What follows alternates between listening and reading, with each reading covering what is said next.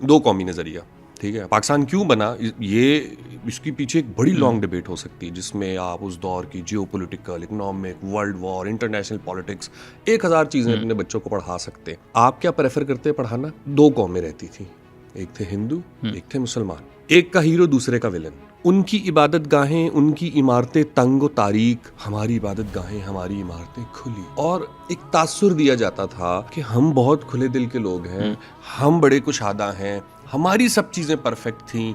हम जब आए, अब देखने की जो हम आए का भी कॉन्सेप्ट है भी गलत है। 60 to 70% पॉपुलेशन तो कन्वर्टेड है ना, आप उसका क्या करेंगे? उसको भी आप कह रहे हैं कि हम आए। अब मुझे बड़ी हैरानी होती है कि लाहौर में बैठे हुए लोग कहते हैं असल में यार हम पहले ठीक थे, फिर हिंदुओं के साथ रह के। भाई आप राजपूत है, आप जट है, आप हिंदुओं के साथ रह के नहीं, आप कन्वर्ट हुए हैं। एक सर्टेन टाइम पे आके आपने रिलीजन बदला। रिलीजन बदलने का मतलब एथनिसिटी चेंज होना नहीं होता। अरब मुसलमान होने से पहले भी अरब थे, मुसलमान होने के बाद भी अरब है। मिस्रियों ने कभी नहीं कहा कि हम लानत भेजते हैं एहराम मिस्र पे और हम जाके इसकी वॉल चॉकिंग करेंगे और गिरा देंगे उसको। उन्होंने उससे टूरिज्म कमाया। यहाँ जिस खित्ते में आप बैठे हैं, जिसको आप पाकिस्तान कहते हैं, इसके पास जितना हिस्टोरिकल खजाना है, वो उस पार्ट को जिसको आज आप इंडिया कहते हैं, मैं ये नहीं कहना चाहता कि नहीं है, उसमें भी बहुत कुछ होगा। इंडिया वर्ड इंडस से निकला है, इंडस यहाँ बहता है, इंडस के ऊपर आपको गंधारा सिविलाइजेशन मिलती है, इंडस के ऊपर आपको बुद्ध मत मिलता है, इंडस के ऊपर आपको राजा पोरस मिलता है, इंडस के ऊपर आपको मेहरगढ़ मिलता है,